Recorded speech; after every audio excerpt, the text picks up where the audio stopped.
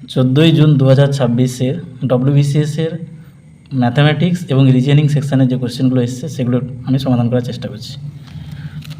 Question a বুকলেটের 28 number question, প্রথম প্রশ্ন, বেমানান সংখ্যাটি খুঁজে বের করুন।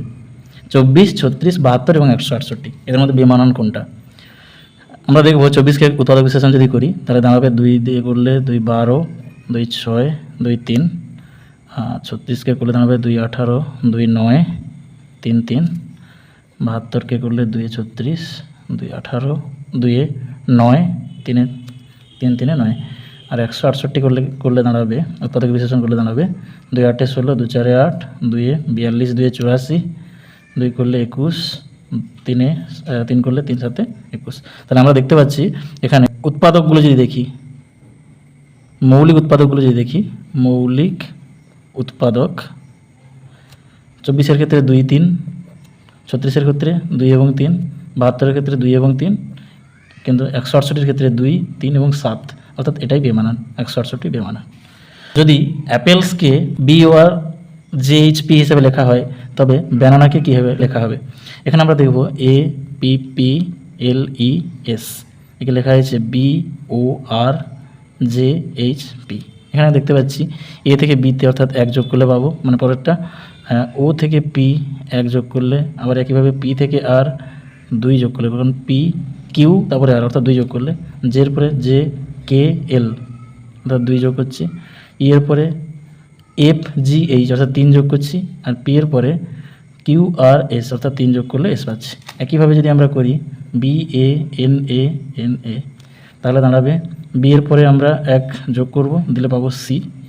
আর কার সঙ্গে 1 যোগ করলে এ হবে, অর্থাৎ জেডের সঙ্গে 1 যোগ করলে এ হয়। তাহলে এন এর সঙ্গে 2 যোগ করলে, মানে এনের দুটো পরে কী হয়, এনের পরে OP অর্থাৎ কী হবে, পি হবে এখানে 2 অ্যাড করলে। আবার কার সঙ্গে 2 যোগ করলে এ হবে, মানে কার 2 ঘর পর এ, তাহলে এখানে হবে এটা ওয়াইয়ের পরে জেড তারপরে এ। একইভাবে দেখছি CZPY, অলরেডি CZPY এসে গেছে আমার অ্যান্সারটা, CZPY এখানে শুধুমাত্র এতে আছে। আচ্ছা, সিরিজ একটা দেওয়া আছে, পরবর্তী সংখ্যা বের করতে হবে। কীভাবে দেওয়া আছে, 2, পরেরটা 6, তারপরটা 12, তারপরটা 20, নেক্সট এর পরেরটা কীভাবে আমাকে বের করতে হবে। আচ্ছা, আমি যদি এদের গ্যাপটা দেখি, প্রথমটা গ্যাপ হচ্ছে 4, পরের গ্যাপটা হচ্ছে 6, পরের গ্যাপটা হচ্ছে 8, তাহলে নিশ্চয়ই এখানে আবার একটা জিনিস দেখতে পাচ্ছি, 4 2 6, মানে 2 2 করে বাড়ছে, তাহলে এরপর 2 বাড়লে এটা হয়ে যাবে 10, এবং 20-র সঙ্গে 10 যোগ করলে 20 + 10 মানে হবে 30। Answer B.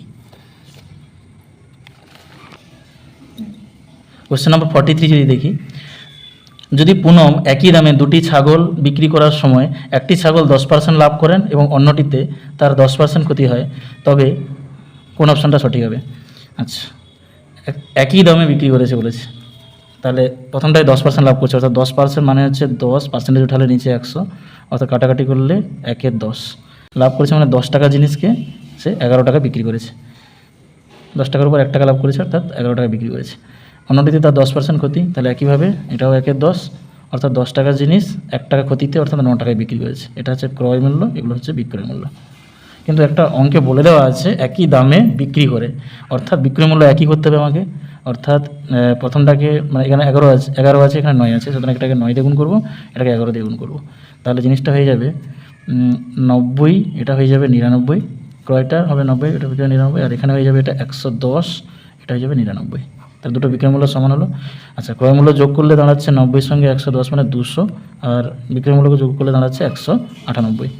তাহলে অর্থাৎ এখানে লস কত হয়েছে, তাহলে লস হয়েছে 2 টাকা, অর্থাৎ 200 টাকার উপর লস বা ক্ষতি হয়, 200 টাকার উপর ক্ষতি হয় 2 টাকা, তাহলে 100 টাকায় ক্ষতি কত হবে, এখানে 2 দিয়ে ভাগ করলে পেয়ে যাবো আমি, 2 দিয়ে ভাগ করলে এটা 1 হয়ে যাবে, 1 টাকা, 100 টাকায় ক্ষতি 1 টাকা, অর্থাৎ 1% ক্ষতি, 1% ক্ষতি মানে অপশান সি কারেক্ট। এরপর 51 দাগের অঙ্কটা দেখলে, একজন কেরানিকে এমন একটি ভাষায় লেখা 3টি চিঠি দেওয়া হলো যে ভাষাটি তার অজানা, তাকে 3টি খাম দেওয়া হলো যার প্রতিটিতেই ঠিকানা সেই ভাষায় লেখা রয়েছে, অর্থাৎ সেটাও তার অজানা। যদি কেরানিকে চিঠিগুলি খামের ভেতর ভরতে হয় তবে তিনি কত উপায়ে কাজটি করতে পারবেন যাতে 3টি খামের কোনোটি সঠিক ঠিকানা সংবলিত চিঠি না থাকে? অর্থাৎ আমি যদি প্রথমে ধরে নিই, যদি চিঠিগুলোকে বলি, চিঠিগুলো আমার A1 A2 A3, আর খামগুলোকে যদি আমি বলি B1 B2 B3, তাহলে এগুলোই এর প্রপার খাম, অর্থাৎ A1 চিঠির খাম হচ্ছে B1, A2 চিঠির হচ্ছে B2, A3 চিঠির হচ্ছে B3, তাহলে এদের সঠিক খাম। তাহলে আমাকে এমনভাবে ভরতে হবে কোনোটিই যাতে সঠিক খামে না ভরা হয়। তাহলে এখানে আমি দেখতে পাবো A1 A2 A3 এগুলো চিঠি আমি খামে ভরার চেষ্টা করছি। আচ্ছা, এখানে A1 যেহেতু আছে, এখানে B1 খাম তো রাখা যাবে না, তাহলে সঠিকভাবে ভরা হয়ে যাবে। তাহলে আমি এখানে B2 রাখলাম। এবার B2 যদি এখানে রাখি তাহলে আমার বাকি রইলে কি, বাকি থাকছে আমার B1 এবং B3। এবার এদেরকে আমার কীভাবে বসাতে হবে, এখানে যদি আমি B1 বসিয়ে দিই এখানে কিন্তু B3 হয়ে যাবে, সঠিক খাম হয়ে যাবে। অর্থাৎ এখানে আমাকে B3 বসাতে হবে, এখানে B1 বসাতে হবে, তবে এটা সবগুলোই আলাদা আলাদা খাম হয়ে গেছে। আচ্ছা, এটা একটা অপশান হবে। নাম্বার 2, আমি যদি এখানে A1 ছিল বলে B2 করেছি, B3ও রাখতে পারি, তাহলেও সমস্যা হবে না। এক্ষেত্রে এখানে তাহলে B3 যদি বসাই বাকি থাকছে কে, বাকি থাকছে B1 B2। আবার B2কে এখানে বসানো যাবে না, এখানে B1 বসাতে হবে, এখানে B2। তার মানে দুটো উপায় আছে। এবার দেখো 3 নম্বর যদি আমি এখানে আর তো কিছু রাখতে পারবো না, B2 রাখলেও কোনো অপশান আসবে না, B3 রাখলেও কোনো অপশান আসবে না, আবার B1 তো বসাতে পারবো না, আর কোনো অপশান আসবে না। এই জন্য এই দুই উপায়েই বসবে, অর্থাৎ অপশান B, দু উপায়ে বসাতে পারবো। 52 প্রবলেমটা যদি দেখি, একটি শ্রেণীতে ছাত্র এবং ছাত্রীদের প্রাপ্ত গড় নম্বর যথাক্রমে 52 এবং 42। যদি ওই শ্রেণীর সকল শিক্ষার্থীর গড় নম্বর 50 হয় তবে শ্রেণীতে উপস্থিত ছাত্রদের শতকরা হার বের করতে হবে আমাকে।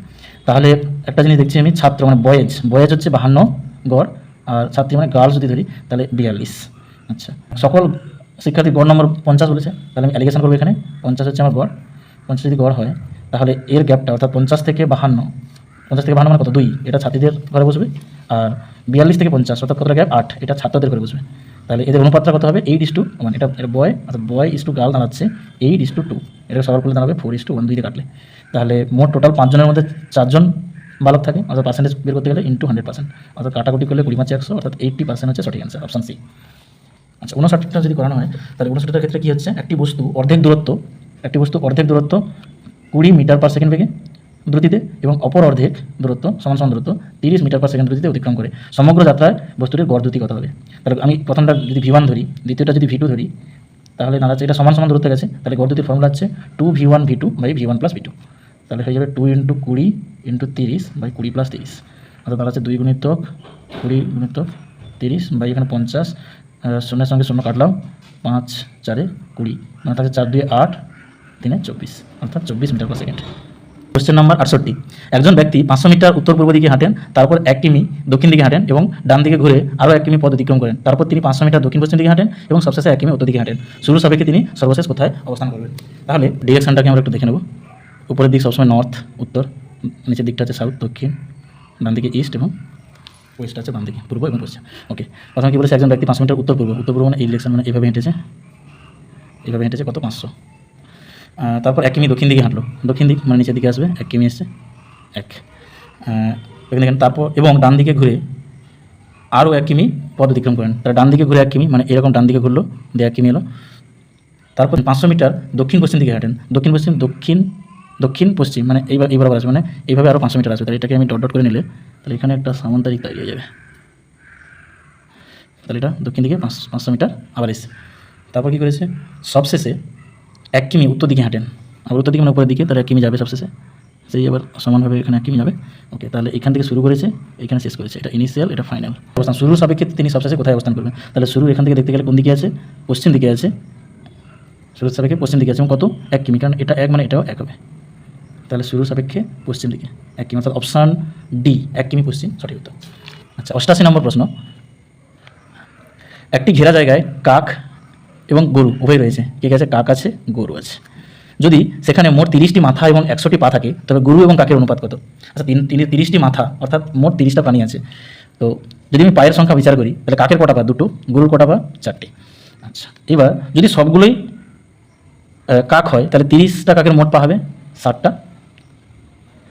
আর সবগুলো যদি গরু হয় তাহলে 30টা গরুর মোট পা হবে কটা?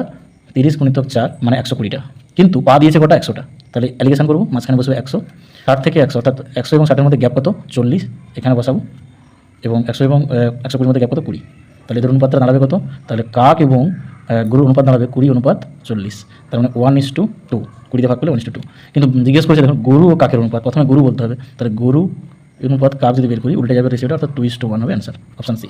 কোশ্চেন নাম্বার 93, বলতে থাকে একটি বস্তু দূরত্বের অর্ধেক অংশ 10 মিটার পার সেকেন্ড বেগে এবং অবশিষ্ট অর্ধেক অংশ 40 মিটার পার সেকেন্ড বেগে অতিক্রম করে, বস্তুর গড় বেগ কত? এই কোশ্চেনটা আগেও পড়েছিল, দ্রুতি দিয়ে পড়েছিল, এখানে বেগ দিয়ে পড়েছে। তাহলে এখানে V1 কত দেওয়া আছে? 10, V2 কত দেওয়া আছে 40, গড় দ্রুতি বের করতে বলেছে, এর সূত্র হচ্ছে 2v1v2 by v1 plus v2, তার মানে হবে 2 গুণিতক 10 গুণিতক 40 বাই 10 যুক্ত 40, অর্থাৎ 2 গুণিতক 10 গুণিতক 40 বাই 50। তাহলে এখানে 10 দিয়ে কাটলে 10 5 50, 5 8 40, তাহলে 8 2 16, option A 16 metre per second. এরপর একটা সিরিজ দেওয়া আছে, দেখো নিচের অক্ষরগুলির মধ্যে কোনটি ধারাবাহিকটির অর্থাৎ সিরিজটির প্রশ্নবোধক চিহ্নে বসবে। আচ্ছা, প্রথমে আছে এ, ডি, জি, জে, এম, তারপরটা জিজ্ঞেস করেছে। আচ্ছা, এদেরকে যদি আমি নাম্বারিংগুলো লিখি, এ হচ্ছে 1, ডি হচ্ছে 4, জি হচ্ছে 7, জে হচ্ছে 10, এম হচ্ছে 13, তার মানে এদের গ্যাপটা 3 করে হচ্ছে 1 3 4 4 3 7, 7 3 10, 10 3 13, তারপর এটাও 3 গ্যাপ মানে 16 হবে। 16 মানে কি? 16 মানে হচ্ছে পি, পি হচ্ছে 16, অপশান বি। কোশ্চেন নম্বর 105, একটি পরীক্ষায় একজন শিক্ষার্থী প্রতিটি সঠিক উত্তরের জন্য 4 নম্বর, উত্তর না দেওয়া প্রতিটি প্রশ্নের জন্য 1 নম্বর এবং প্রতিটি ভুল উত্তরের জন্য 0 নম্বর পায়। যদি মোট 30টি প্রশ্ন থাকে, তার নিচের মোট স্কোরগুলির কোনটি কোনো শিক্ষার্থীর পক্ষে অর্জন করা সম্ভব নয়। সবগুলো ডিজিট কিন্তু 100-র উপরে দিয়েছে, 113, 114, 115, 117। তো আমরা সঠিক উত্তরের জন্য কত নম্বর দিচ্ছে? 4, উত্তর না দেওয়ার জন্য দিচ্ছে কত? 1, আর ভুল উত্তরের জন্য দিচ্ছে 0। এইভাবে করতে হবে জিনিসটা। তো আমি ধরে নিচ্ছি সঠিক না দেওয়া আর ভুল দেওয়া, সঠিক যদি এক্সটা দেয় আর না দেওয়া উত্তরের সংখ্যা যদি ওয়াই হয়, ভুল যদি জেডটা দেয়, তাহলে টোটাল মিলিয়ে আমাদেরকে হতে হবে কত? 30। আচ্ছা, এবং এখানে যেটা দেখতে পাচ্ছি, তো প্রথমে আমি যদি বলি, হ্যাঁ, এবার সঠিক যদি এক্সটা দেয় তাহলে প্রত্যেকটার জন্য 4 নম্বর, তাহলে প্রত্যেকটার জন্য 4 মানে 4 গুণ হলে 4x, নাম্বারটা যদি দেখি এটা 4x হবে, আর না দেওয়া মানে না দেওয়ার জন্য 1 নম্বর, তাহলে 1 × y, ভুল উত্তর দেওয়ার জন্য 0 নম্বর, তো 0 × z, তো ভুল উত্তর যাই ধরুক সেটা 0 হয়ে যাবে। তাহলে এটা জিনিসটা দাঁড়াচ্ছে এটা 4x + y, এটা হচ্ছে আমার নাম্বার। ওকে, তাহলে আমরা পসিবিলিটি নেব। প্রথমে আমরা কী করব, এক্সকে যদি আমরা 28 নেই, এক্সকে নিলাম 28, ওয়াইকে নিলাম 1 এবং জেডকে নিলাম 1 নিলাম, জেডকে নিলাম 1, তাহলে কী দাঁড়াবে? তাহলে দাঁড়াবে 28 × 4 মানে হচ্ছে 112 প্লাস ওয়াই 1 মানে 1 মানে 113। তাহলে এটা আমরা অ্যাটেন্ড করতে পারছি, অপশান এ কিন্তু অ্যাটেন্ড করতে আমি পাচ্ছি। আমি 28 ধরি, ওয়াইকে যদি 2 ধরি এবং জেডকে যদি আমি 0 ধরি, তাহলে কী হবে? এটা সেক্ষেত্রে এটা হয়ে যাবে 112 + 2 মানে 114, এটাও অ্যাটেন্ড করা সম্ভব।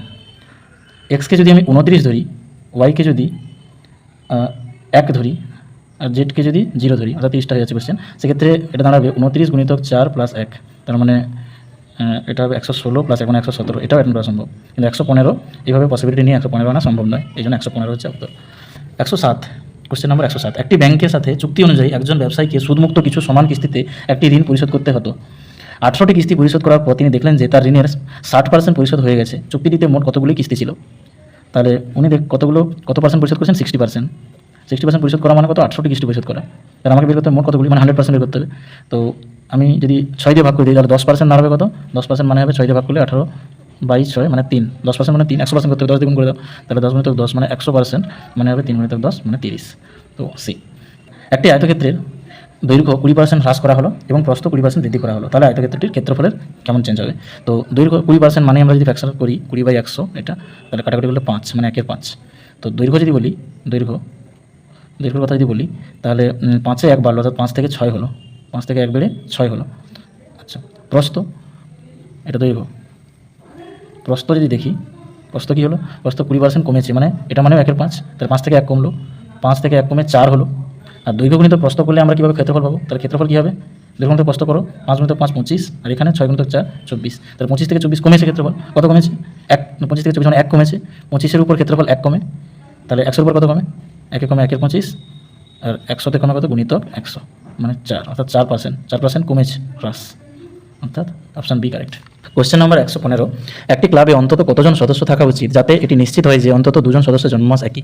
এই কোশ্চেনটা করতে গেলে দেখুন, জন্মমাস যে কোনো মাস হতে পারে, তাহলে 12টা মাসে যে কেউ হতে পারে, যেহেতু জানুয়ারি, ফেব্রুয়ারি, মার্চ, এইভাবে কত ডিসেম্বর পর্যন্ত কতগুলো মাস আছে? 12টা মাস আছে।